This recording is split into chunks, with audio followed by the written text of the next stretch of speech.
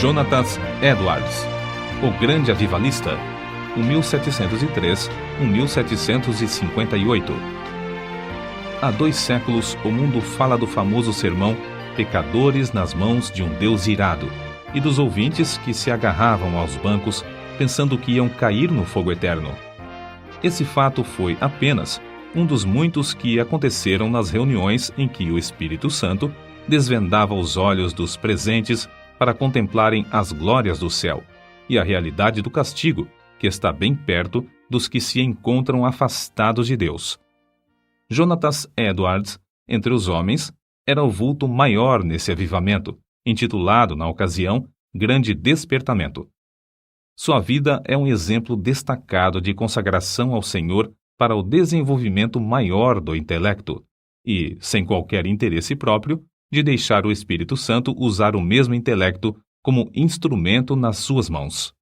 Amava a Deus não somente de coração e alma, mas também de todo o entendimento. Sua mente prodigiosa apoderava-se das verdades mais profundas. Contudo, sua alma era, de fato, um santuário do Espírito Santo. Sob aparente calma exterior, ardia nele o fogo divino, como um vulcão. Os crentes atuais devem a esse herói, graças à sua perseverança em orar e estudar sob a direção do Espírito, a volta às várias doutrinas e práticas da igreja primitiva. Grande foi o fruto da dedicação do lar em que Edwards nasceu e se criou. Seu pai foi o amado pastor de uma só igreja durante um período de 64 anos. Sua piedosa mãe era filha de um pregador que pastoreou uma igreja durante mais de 50 anos. Das 10 irmãs de Jonatas, 4 eram mais velhas do que ele e 6 mais novas. Muitas foram as orações que os pais ofereceram a Deus para que o único e amado filho fosse cheio do Espírito Santo e que se tornasse grande perante o Senhor. Não somente oravam assim, fervorosa e constantemente, mas mostravam-se igualmente zelosos em criá-lo para Deus. As orações, à volta da lareira, os estimularam a se esforçarem, e seus esforços redobrados os motivaram a orar mais fervorosamente. O ensino religioso e permanente resultou em Jonatas conhecer intimamente a Deus, quando ainda criança. Quando Jonatas tinha 7 ou 8 anos, houve um despertamento na igreja de seu pai, e o menino acostumou-se a orar sozinho, 5 vezes, todos os dias, e a chamar outros da sua idade para orarem com ele. Citamos aqui as suas palavras sobre esse assunto. A primeira experiência de que me lembro de sentir no íntimo a delícia de Deus e das coisas divinas foi ao ler as palavras de 1 Timóteo, capítulo 1, versículo 7. Ora, ao Rei dos séculos, imortal e invisível, ao único Deus, seja honra e glória para todo sempre. Amém. Sentia a presença de Deus até arder o coração e abrasar a alma de tal maneira que não sei descrevê-la. Gostava de passar o tempo olhando para a lua e, de dia, contemplar as nuvens e os céus. Passava muito tempo observando a glória de Deus, revelada na natureza, e cantando as minhas contemplações do Criador e Redentor. Antes, me sentia demasiado assombrado ao ver os relâmpagos e ouvir o troar do trovão. Porém, mais tarde, eu me regozijava ao ouvir a majestosa e terrível voz de Deus na trovoada. Antes de completar 13 anos, iniciou seu curso em Yale College, onde, no segundo ano, leu atentamente Ensaios sobre o Entendimento Humano, a famosa obra de Locke. Vê-se, nas suas próprias palavras acerca dessa obra, o grande desenvolvimento intelectual do moço. Achei mais gozo nisso do que o mais ávido avarento em ajuntar grandes quantidades de ouro e prata de tesouros recém-adquiridos. Edwards, antes de completar 17 anos, diplomou-se no Yale College, com as maiores honras. Sempre estudava com esmero, mas também conseguia tempo para meditar na Bíblia diariamente. Depois de diplomar-se, continuou seus estudos em Yale durante 2 anos e foi então separado para o ministério. Foi nessa altura que seu biógrafo escreveu acerca de seu costume de dedicar certos dias para jejuar, orar e examinar-se a si mesmo. Acerca da sua consagração, com a idade de 20 anos, Edwards escreveu: Dediquei-me solenemente a Deus, e o fiz por escrito, entregando a mim mesmo e tudo o que me pertencia ao Senhor, para não ser mais meu qualquer sentido, para não me comportar como quem tivesse direitos de forma alguma, travando, assim, uma batalha com o mundo, a carne e Satanás, até o fim da vida. Alguém assim se referiu a Jonatas. Sua constante e solene comunhão com Deus, em secreto, fazia com que o rosto dele brilhasse perante o próximo, e sua aparência, semblante, palavras e todo o seu comportamento eram acompanhados de serenidade, gravidade e solenidade. Aos 24 anos, casou-se com Sarah Pierrepont, filha de um pastor, e desse enlace nasceram, como na família do pai de Edwards, 11 filhos.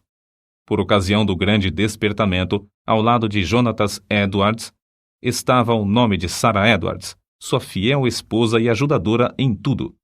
Tal qual seu marido, ela nos serve como exemplo de rara intelectualidade. Profundamente estudiosa, inteiramente entregue ao serviço de Deus, ela era conhecida por sua santa dedicação ao lar, pelo modo de criar seus filhos e pela economia que praticava, movida pelas palavras de Cristo, para que nada se perca. Mas, antes de tudo, tanto ela como seu marido eram conhecidos por suas experiências com a oração.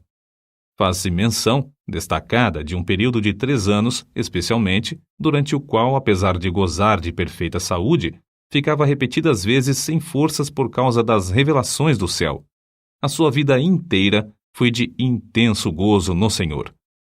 Jonatas Edwards costumava passar 13 horas todos os dias, estudando e orando. Sua esposa também o acompanhava na oração, diariamente. Depois da última refeição, ele deixava toda a lida a fim de passar 1 hora com a família. Mas que doutrinas a igreja havia esquecido e que Edwards começou a ensinar e a observar de novo com manifestações tão sublimes? Basta uma leitura superficial para descobrir que a doutrina a qual deu mais ênfase foi a do novo nascimento, apresentando-a como uma experiência certa e definida, em contraste com a ideia da Igreja Romana e de várias denominações. O evento que marcou o começo do grande despertamento foi uma série de sermões feitos por Edwards sobre a doutrina da justificação pela fé, que fez os ouvintes sentirem a verdade das Escrituras. O foco de seus sermões era de que toda a boca ficará fechada no dia do juízo e que não há coisa alguma que, por um momento, evite que o pecador caia no inferno, senão o bel prazer de Deus. É impossível avaliar o grau do poder de Deus derramado para despertar milhares de almas para a salvação, sem primeiro nos lembrarmos das condições das igrejas da Nova Inglaterra e do mundo inteiro nessa época. Quem até hoje não se admira do heroísmo dos puritanos que colonizaram as florestas da Nova Inglaterra? Passara, porém, essa glória e a igreja, indiferente e cheia de pecado, encontrava-se face ao maior desastre. Parecia que Deus não queria abençoar a obra dos puritanos, obra que existiu unicamente para a sua glória. Por isso, no mesmo grau em que havia coragem e ardor entre os pioneiros, houve entre os filhos perplexidade e confusão. Se não pudessem alcançar, de novo, a espiritualidade, só lhes restava esperar o juízo dos céus.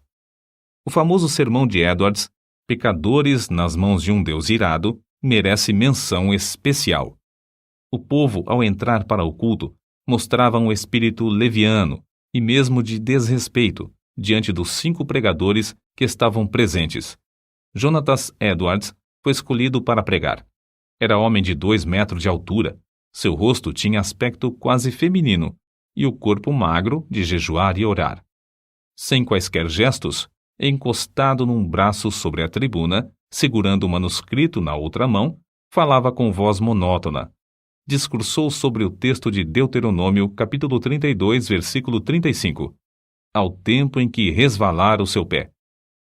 Depois de explicar a passagem, acrescentou que nada evitava, por um momento, que os pecadores caíssem no inferno, a não ser a própria vontade de Deus, que Deus estava mais encolerizado com alguns dos ouvintes do que com muitas pessoas que já estavam no inferno, que o pecado era como um fogo encerrado dentro do pecador e, com a permissão de Deus, pronto a transformar-se em fornalhas de fogo e enxofre, e que somente a vontade do Deus indignado os guardava da morte instantânea. Prosseguiu então, aplicando o texto ao auditório. Aí está o inferno com a boca aberta. Não existe coisa alguma sobre a qual vós vos possais firmar e segurar. Entre vós e o inferno existe apenas a atmosfera. Há atualmente nuvens negras da ira de Deus pairando sobre vossas cabeças, predizendo tempestades espantosas com grandes trovões. Se não existisse a vontade soberana de Deus, que é a única coisa para evitar o ímpeto do vento até agora, seríeis destruídos e vos tornaríeis como a palha da eira. O Deus que vos segura na mão sobre o abismo do inferno, mais ou menos como o homem segura uma aranha ou outro inseto nojento sobre o fogo, durante um momento, para deixá-lo cair depois, está sendo provocado em extremo. Não há que admirar se alguns de vós com saúde e calmamente sentados aí nos bancos, passarem para lá antes de amanhã. O resultado do sermão foi como se Deus arrancasse um véu dos olhos da multidão para contemplar a realidade e o horror da posição em que estavam. Nessa altura, o sermão foi interrompido pelos gemidos dos homens e os gritos das mulheres. Quase todos ficaram de pé ou caídos no chão. Foi como se um furacão soprasse e destruísse uma floresta. Durante a noite inteira, a cidade de Enfield ficou como uma fortaleza sitiada. Ouvia-se em quase todas as casas o clamor das almas que, até aquela hora, confiavam na sua própria justiça. Esperavam que, a qualquer momento, o Cristo descesse dos céus com os anjos e apóstolos ao lado, e que os túmulos entregassem os mortos que neles havia. Tais vitórias contra o reino das trevas foram ganhas de joelhos. Edwards não abandonara nem deixara de gozar os privilégios das orações, costume que vinha desde a meninice. Continuou a frequentar também os lugares solitários da floresta, onde podia ter comunhão com Deus. Como exemplo, citamos a sua experiência com a idade de 34 anos, quando entrou na floresta a cavalo. Lá, prostrado em terra, foi-lhe concedido ter uma visão tão preciosa da graça, amor e humilhação de Cristo como mediador, que passou 1 hora vencido por uma torrente de lágrimas e pranto. Como era de esperar, o maligno tentou anular a obra gloriosa do Espírito Santo no grande despertamento, atribuindo tudo ao fanatismo. Em sua defesa, Edwards escreveu: Deus, conforme as Escrituras, faz coisas extraordinárias. Há motivos para crer, pelas profecias da Bíblia, que sua obra mais maravilhosa seria feita nas últimas épocas do mundo. Nada se pode opor às manifestações físicas, como as lágrimas, gemidos, gritos, convulsões, falta de forças. De fato, é natural esperar, ao nos lembrarmos da relação entre o corpo e o espírito, que tais coisas aconteçam. Assim falam as Escrituras. Do carcereiro que caiu perante Paulo e Silas, angustiado e tremendo. Do salmista, que exclamou sob a convicção do pecado: envelheceram os meus ossos pelo meu bramido durante o dia todo. Salmos, capítulo 32, versículo 3. Dos discípulos que, na tempestade do lago, clamaram de medo. Da noiva do Cântico dos Cânticos, que ficou vencida pelo amor de Cristo até desfalecer. Certo é que na Nova Inglaterra começou, em 1740, um dos maiores avivamentos dos tempos modernos.